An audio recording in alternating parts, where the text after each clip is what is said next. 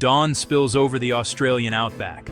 Dust lifts, creeks glint, and an old whisper returns. Somewhere in the goldfields, a hidden cache of gold waits. In the late 1800s, fortune hunters crossed these ridge lines. Some struck it rich, others vanished into legend, leaving rumors of stashed gold behind. Stories speak of a hurried burial, prospectors or bushrangers hiding their haul and marking the spot on a weathered map, planning to return.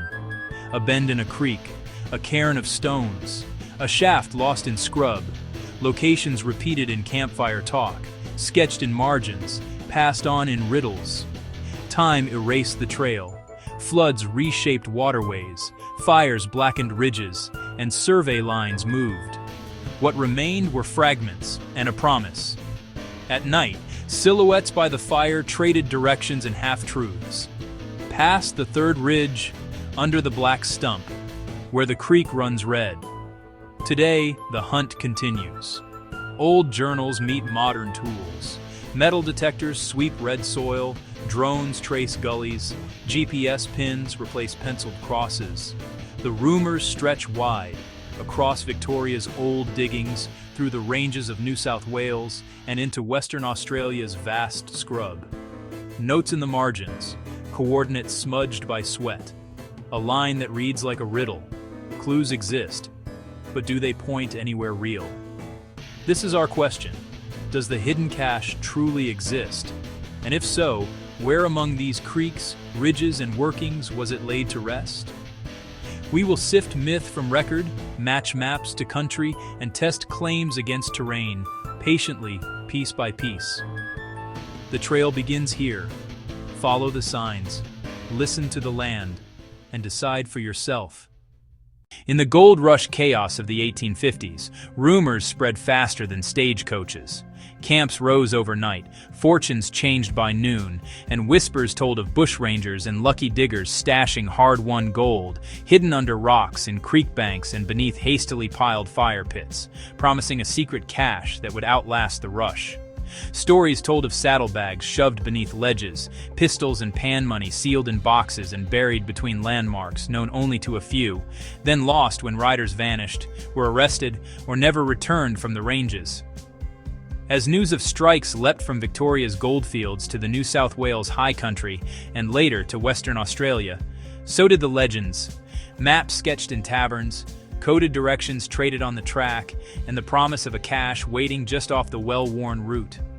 Over time, fragments surfaced, brittle journal pages, torn scraps marked with triangles and creek bends, compass roses and cryptic initials, each hinting at a route or a rendezvous that might lead to the prize.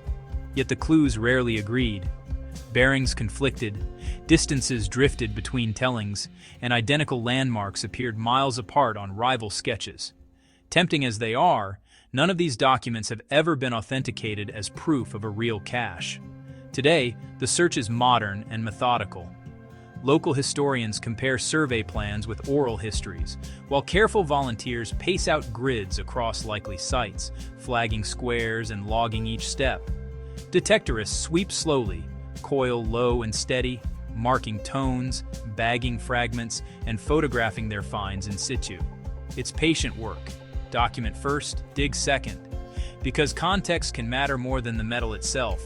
In open flats and hardpan, ground-penetrating radar traces, subsurface contrasts.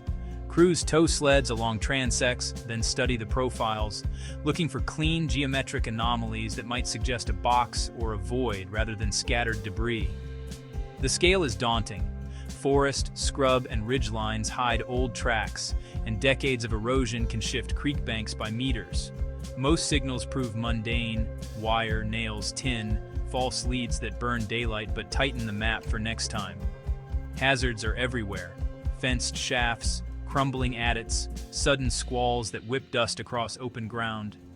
Safety briefings and signage aren't just formalities. They're what bring everyone home. Permissions and protocols matter.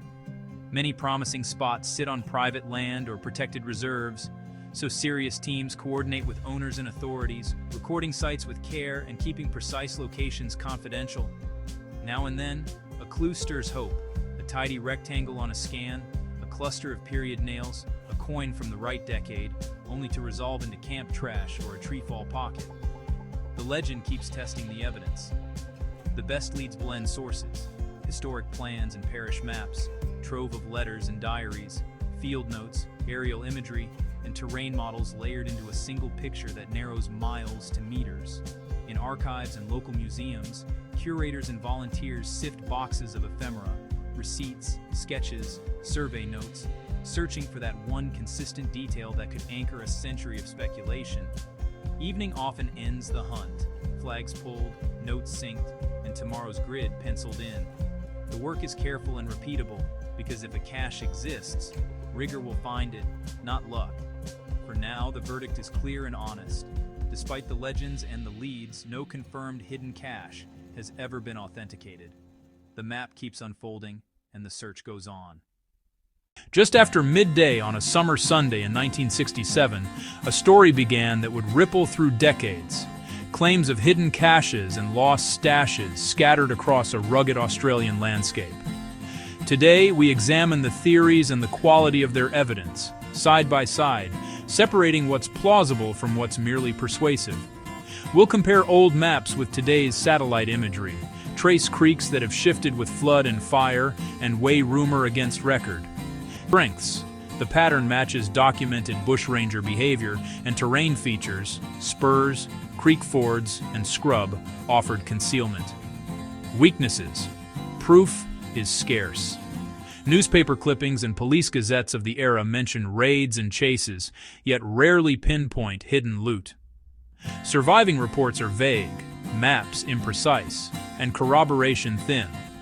Theory B: a prospector's windfall cached near a creek bend for safekeeping, with the plan to return later. The logic is clear. Bends offer landmarks, nearby tree lines give cover, and soft banks are easy to dig.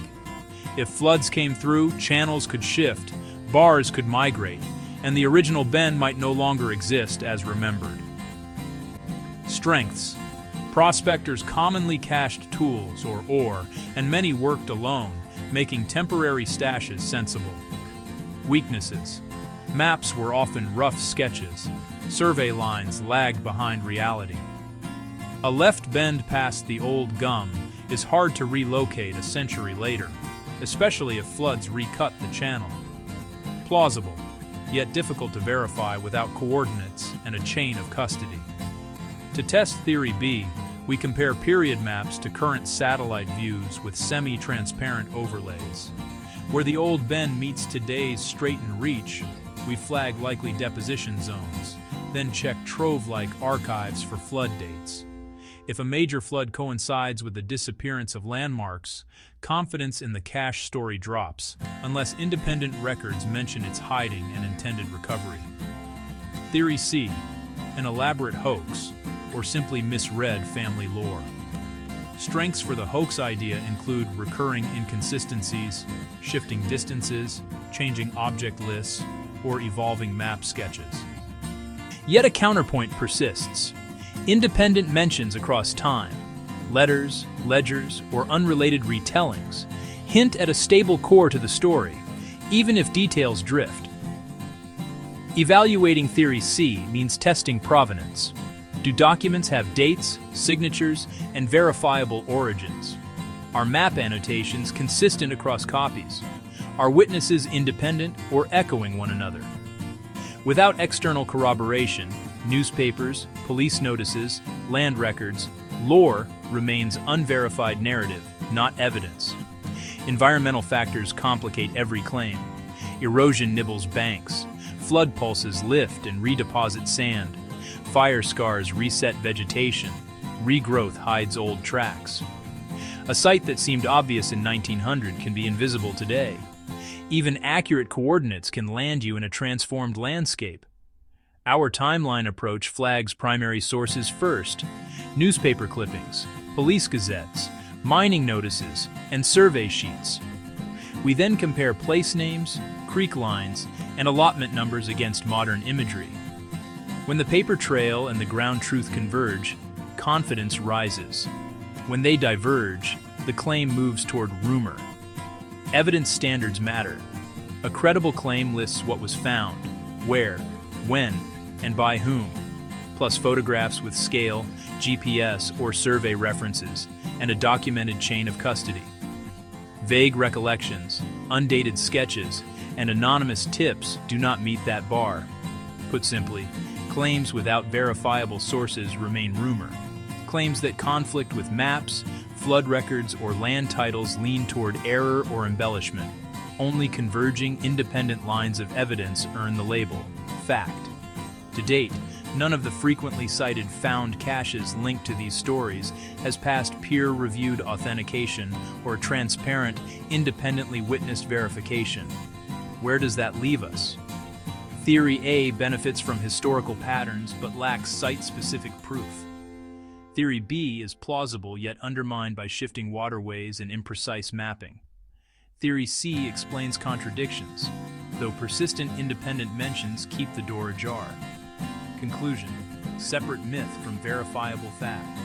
Until a cache is located, documented, and independently authenticated with dates, maps, and custody records, the story remains unproven. Fascinating, yes, but evidence decides. First, the legacy, felt not only in headlines but in quiet coastal towns that still carry the story. Small museums and historical societies keep careful records, welcoming visitors who come to learn. Quietly, respectfully. Responsible storytelling matters. Tourism thrives when truth is honored and the landscape is treated as living history, not a thrill ride. On land access and heritage, know before you go. Much of Australia's coastline includes protected areas and culturally significant sites. Permits may be required for surveys, filming, or collecting. When in doubt, ask local authorities or land managers first. Respect Indigenous heritage and country. Seek guidance, follow cultural protocols, and never disturb sites or objects. Private property is not a shortcut to a good story. If you don't have permission, don't enter. Full stop. In practice, most finds are humble. Bottle glass, wire, old nails. The thrill isn't treasure. It's tracing a human footprint through time. When something is significant, leave it in place, record the details, and report it. Documentation protects stories better than pockets do. Safety is non-negotiable. Swell, rips, cliffs, heat, and isolation demand planning, maps, weather checks, and a clear time back. Go light on the landscape. Stay on tracks, pack out waste, and leave places looking untouched. For storytellers, the map is your best friend, cross-checking archives, newspapers, and local memory with the lay of the land. Patience turns fragments into context. Each clue, however ordinary, earns its meaning from where and how it was found. And always, respect for country. The coastline holds deep cultural narratives that predate any modern mystery. Australia's landscape keeps its secrets.